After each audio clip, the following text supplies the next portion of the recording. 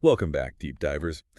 Today, we're diving into something pretty magical, literally. Yeah. We're going to be talking about magic, or, well, the lack of it. The potential for it, maybe? Exactly. The potential return of magic. Yeah. And to do that, we're taking excerpts from, Tomi Adeyemi. yes, Tomi Adeyemi's Children of Blood and Bone. Now, this world, Orîsha. Oh, it's fascinating. So we've got this ruling class, they're called the Kozidan, and they've basically wiped out magic. Eradicated it. Eradicated it, yeah, and they're oppressing anyone who even has the potential for magic. Those are the diviners. And that's where all the conflict comes in. This tension that Adeyemi builds between those who have magic and those who don't. Right, right. And it's not like everyone in Orîsha can just do magic. Yeah. You know, we've got the diviners born with the potential. We can tell by their white hair, but not all of them, like, actually use magic. Those are the Magi, right? Right, exactly. Think of it, I guess, like, a musical instrument. Oh, okay. You might have a piano. Yeah. But that doesn't automatically make you a concert pianist.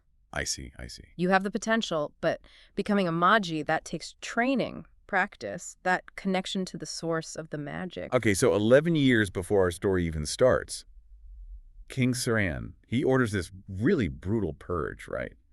Wipes out a ton of the Magi. It's called the Raid. The Raid. Do we know why he did it? It's kind of a mystery still, but we do know that that event Yeah. left these, deep scars on everyone. Like, on both sides. The diviners, they lost so many people. It's devastating. Their whole culture, their traditions all shattered, and they're constantly living in fear. And then we meet Zélie, this young diviner. She's from the village of Ilorin, and she's driven. she's driven. And she has a personal tragedy from the raid, so she's set on bringing magic back to Orîsha. Oh, yeah. She's like our firecracker protagonist. Headstrong, impulsive, but I like her already. you can see her vulnerability, too, especially in the way she loves her family, her father, her brother. But, she's definitely a force to be reckoned with. And then she meets Princess Amari, a Kosidon princess, no less. And she betrays her family and joins Zélie. Talk about a plot twist. I know, right? And Amari, she has this scroll, and they think it might be able to bring magic back. It's a mysterious scroll, a lot of power in it, supposedly. That sets off this huge chase across Orîsha, Amari and Zélie, on the run from the Kozidan. Well, think about it. Amari choosing to betray her family. It's huge. It's huge because it shows just how badly the Kosidon messed up. Even their own people are turning against them. She saw how bad it was, and she decided to side with the oppressed. The courage. And then we've got Amari's brother, Prince Inan. So he's got to hunt them down, and he has to stop magic from coming back. But he's not like a classic villain, is he? He's not straightforward, that's for sure. He's got a lot of conflict going on. He's the crown prince, right? So he has to uphold his father's laws. Yeah. But, and here's the kicker, he starts developing magical abilities himself. Oh, wow. So everything he thought he knew is, like, Go out the window. out the window, yeah. Can you imagine having to suppress a part of yourself like that? Especially when it connects you to the very people you're supposed to be hunting down. This chase across Orîsha, it's pretty intense, huh? Oh, yeah, absolutely. We get the escape from Lagos, the climb to Chandomblé. Which is... Oh, it's like this legendary temple. And then the attack on Ilorin. Brutal. And then there's even an arena battle in Chimeda.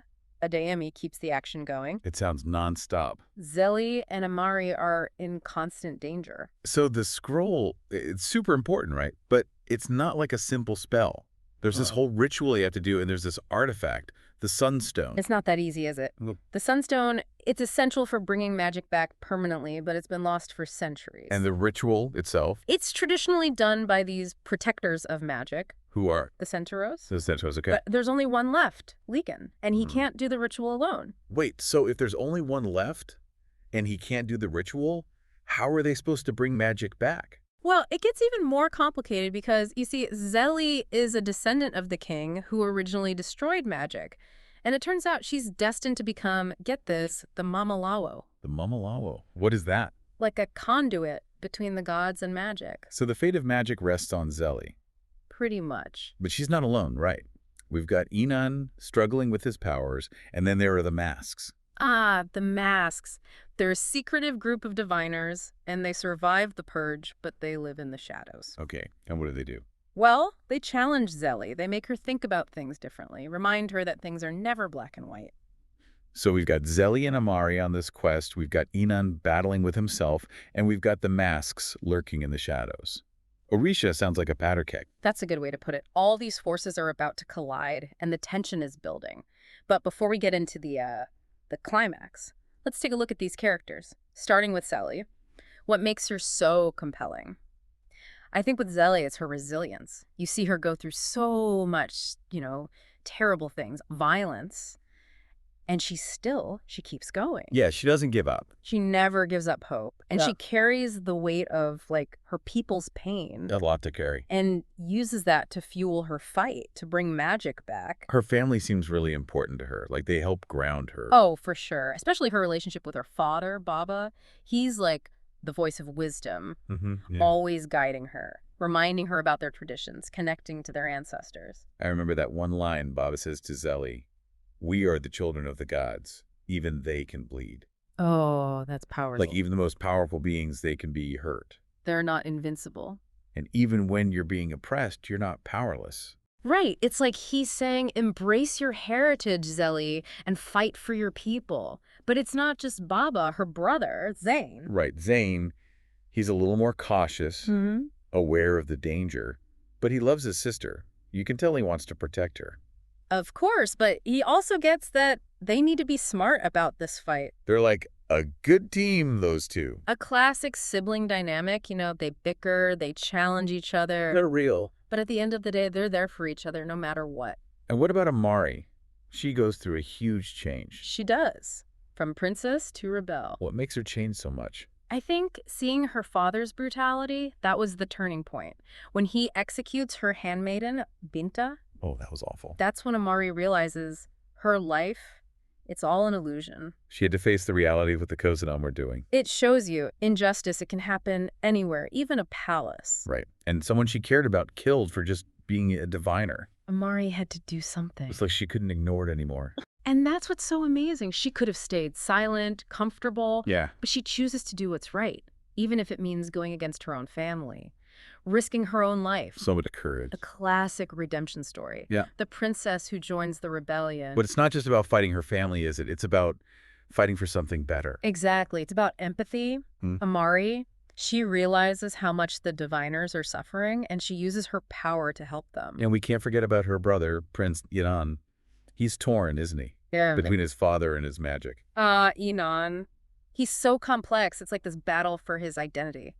He's been taught magic is bad, diviners are the enemy, and then he develops magic himself. That must be hard. A total identity crisis. He's the crown prince, supposed to follow his father, but he's also connected to this thing he's supposed to fear. So what will he do? That's the question, isn't it? Will he accept his magic, or will he suppress it, deny who he is? And there's this possible romance. Between him and Zélie. Yes. Yeah. It just makes everything even more complicated.